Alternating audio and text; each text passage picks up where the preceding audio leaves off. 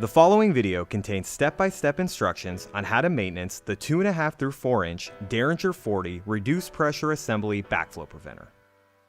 These are the tools required.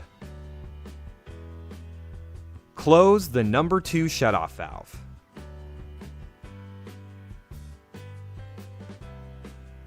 Close the number 1 shutoff valve. Open test cock number 4.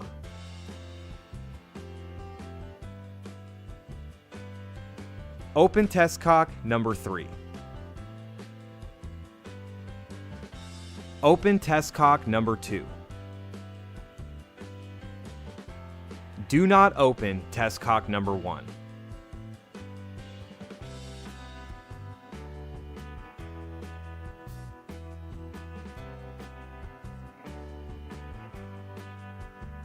When a reduced pressure valve is leaking from the relief valve, the first check may be fouled or damaged. Make sure the first check is functioning properly before assuming there is a problem with the relief valve. If the first check is functioning properly, we recommend using a toothbrush to gently brush away any debris from the valve piston and seat. This should return the relief valve to working properly without having to disassemble the relief valve. If damage to the relief valve has been found, please take the following steps to remove and repair the damaged relief valve. Using an adjustable wrench, disconnect the relief valve sensing line. Using a box wrench, loosen the relief valve mounting bolt on both sides of the body. Remove the relief valve O-ring. Using a socket wrench, disconnect the relief valve cover. Remove the relief valve diaphragm. Remove the C-clip. Use a flathead screwdriver if necessary. Remove the relief valve piston. Remove the relief valve spring. Check the spring for damage. Check the rubber seal on the relief valve piston assembly for damage and debris. Check the relief valve seat for damage. Check the relief valve diaphragm for damage or debris. Replace the diaphragm if necessary. Gently push down on the embossed center so that the diaphragm collapses into itself. Reinstall the relief valve piston into the diaphragm. Make sure the diaphragm's embossed center is inserted into the piston groove. Place the spring into the relief valve body. Install the piston assembly into the relief valve body. Make sure the piston assembly lines up to penetrate the hole on the top side of the relief valve. When reinstalling the piston assembly, make sure the relief valve spring is centered in the relief valve body. Reinstall the C-clip. Reinstall the relief valve cover. Use a socket wrench to tighten the relief valve cover bolts. Examine the relief valve O-ring for damage. Replace the O-ring if necessary. Install the relief valve O-ring into the groove on the relief valve. Using a box wrench, reattach the relief valve to the valve body.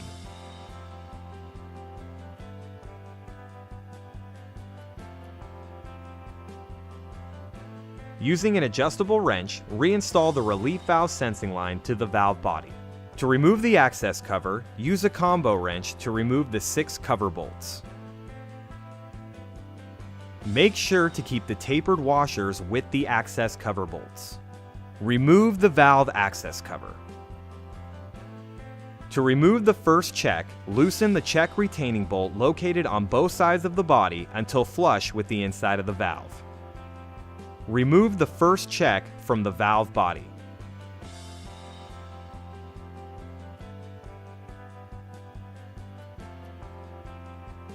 Loosen the tower screws with a Phillips head screwdriver. Separate the tower assembly from the seat. If debris is found on the first check seal disc, the check may just be fouled. The debris can be cleaned off to make the check seal properly without having to replace the check seal disc. Use a rag and some water to clean the debris off of the check seal disc. Examine the seat for any debris or damage. Examine the seat O-ring for damage and debris. Replace the seat O-ring if necessary. Examine the tower screw O-rings for damage. Replace the O-ring if necessary. Once the debris has been cleared from the check disc and no damage is present, the check can be reassembled and reinstalled into the valve body for testing. If damage to the check disc has been found, please take the following steps to remove and replace the damaged check disc. Using a Phillips head screwdriver, remove the seal disc retaining screws. Remove the seal disc retainer to expose the disc. Remove the seal disc. Install the new seal disc and make sure it is completely flat inside the check cavity. Reinstall the seal disc retainer. Using a Phillips head screwdriver, reinstall the seal disc retainer screws. The Deringer 40 and 50 first check is a true poppet check. The check orientation is not important when reattaching the check assembly to the first check seat. Reattach the tower assembly to the first check seat. Using a Phillips head screwdriver, retighten the tower screws. To remove the second check, loosen the check retaining bolts located on both sides of the body until flush with the inside of the valve. Use a flathead screwdriver to gently remove the second check from the body.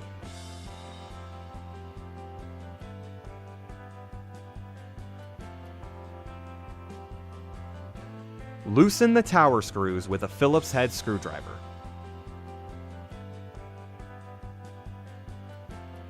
Separate the tower assembly from the seat. If debris is found on the second check seal disc, the check may just be fouled. The debris can be cleaned off to make the check seal properly without having to replace the check seal disc. Use a rag and some water to clean the debris off of the check seal disc. Examine the seat for any debris or damage. Examine the seat O-ring for damage and debris. Replace the seat O-ring if necessary.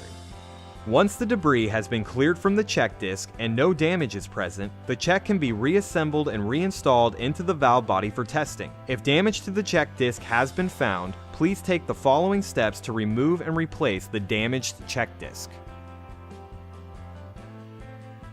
Using a Phillips head screwdriver, remove the seal disc retaining screws. Remove the seal disc retainer to expose the disc. Remove the seal disc. Install the new seal disc and make sure it is completely flat inside the check cavity. Reinstall the seal disc retainer.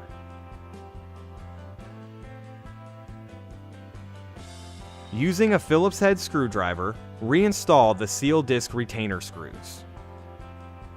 Reattach the tower assembly to the second check seat. Make sure the tower assembly is in the proper orientation before tightening down the tower screws. Make sure the check seat protrusions are at the top side of the check. Make sure the check spring arms and the tower bosses on the tower assembly are facing downwards to allow the check to swing open upwards during operation. Using a Phillips head screwdriver, retighten the tower screws. Reinstall the second check into the valve body. Make sure the O-ring seals properly against the surface. Retighten the second check retaining bolts on both sides of the body. Make sure the second check retaining bolts don't bind against the check. Reinstall the first check into the valve body. Make sure the O-ring seals properly against the surface. Retighten the first check retaining bolts on both sides of the body. Make sure the first check retaining bolts don't bind against the check. Examine the access cover O-ring for damage or debris. Replace the O-ring if necessary. Place the access cover onto the valve body. Install the tapered washers onto the access cover bolts. When reinstalling the access cover bolts, engage all 6 bolts one thread. Hand tighten all 6 cover bolts. Using a combo wrench, tighten the 2 center bolts. Tighten down the 4 remaining bolts. Slightly open the number 1 shutoff valve. Close the number 2 test cock. Close the number 3 test cock. Close the number 4 test cock. Fully open the number 1 shutoff valve.